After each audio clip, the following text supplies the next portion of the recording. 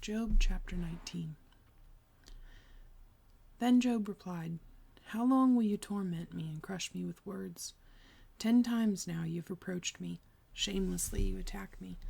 If it is true that I have gone astray, my error remains my concern alone. If indeed you would exalt yourselves above me and use my humiliation against me, then know that God has wronged me and drawn his net around me. Though I cry, I've been wronged, I get no response. Though I call for help, there is no justice. He has blocked my way so I cannot pass. He has shrouded my paths in darkness. He has stripped me of my honor and removed the crown from my head. He tears me down on every side till I am gone. He uproots my hope like a tree. His anger burns against me. He counts me among his enemies. His troops advance in force. They build a siege ramp against me and encamp around my tent. He has alienated my brothers from me. My acquaintances are completely estranged from me. My kinsmen have gone away. My friends have forgotten me. My guests and my maidservants count me a stranger. They look upon me as an alien.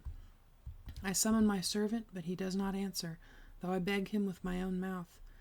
My breath is offensive to my wife. I'm loathsome to my own brothers. Even the little boys scorn me. When I appear, they ridicule me. All my intimate friends detest me. Those I love have turned against me. I am nothing but skin and bones. I have escaped with only the skin of my teeth.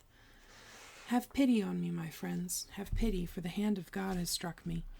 Why do you pursue me as God does? Will you never get enough of my flesh? Oh, that my words were recorded, that they were written on a scroll, that they were inscribed with an iron tool on lead or engraved in rock forever.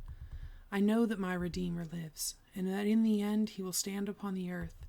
And after my skin has been destroyed, yet in my flesh I will see God.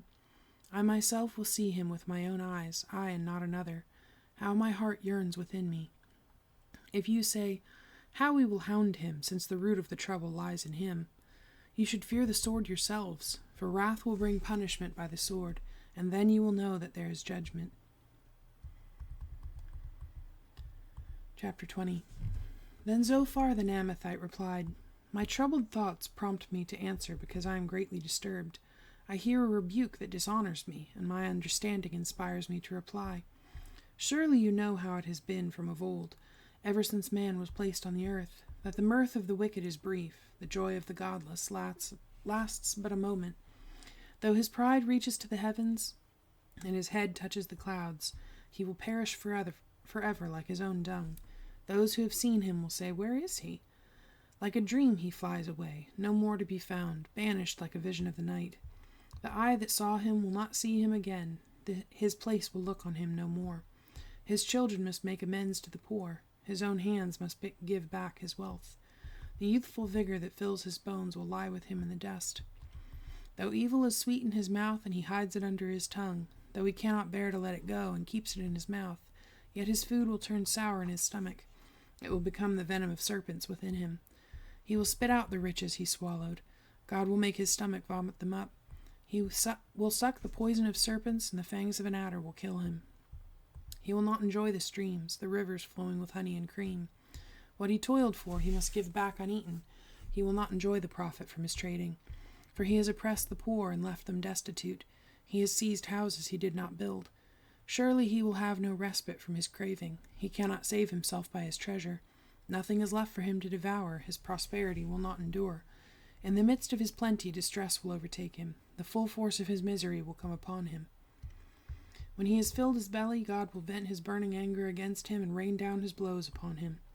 Though he flees from an iron weapon, a bronze-tipped arrow pierces him. He pulls it out of his back, the gleaming point out of his liver. Terrors will overcome him. Total darkness lies in wait for his treasures. A fire unfanned will consume him and devour what is left in his tent. The heavens will expose his guilt. The earth will rise up against him.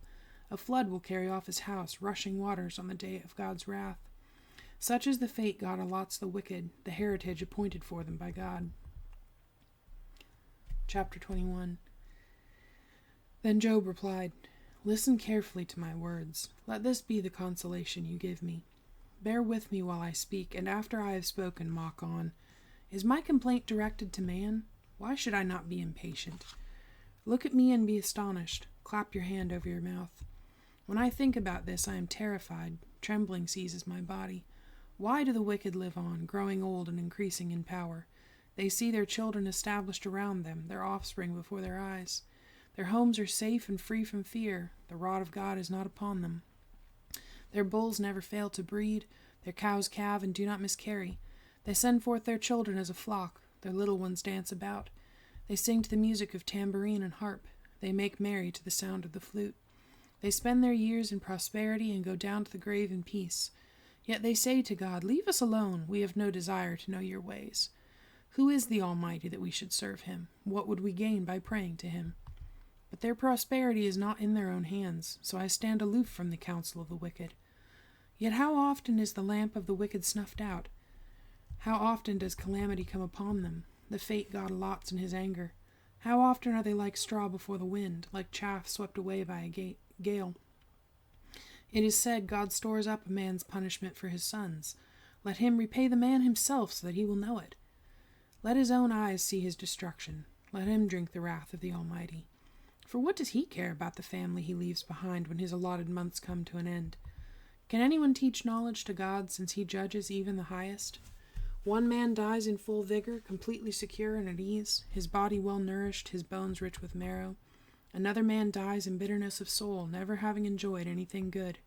Side by side they lie in the dust, and worms cover them both. I know full well what you are thinking, the schemes by which you would wrong me. You say, "Where now is the great man's house, the tents where wicked men lived?" Have you never questioned those who travel? Have you paid no regard to their accounts, that the evil man is spared from the day of calamity, that he is delivered from the day of wrath? Who denounces his conduct to his face? Who repays him for what he has done? He is carried to the grave, and watch is kept over his tomb. The soil in the valley is sweet to him. All men follow after him, and a countless throng goes before him.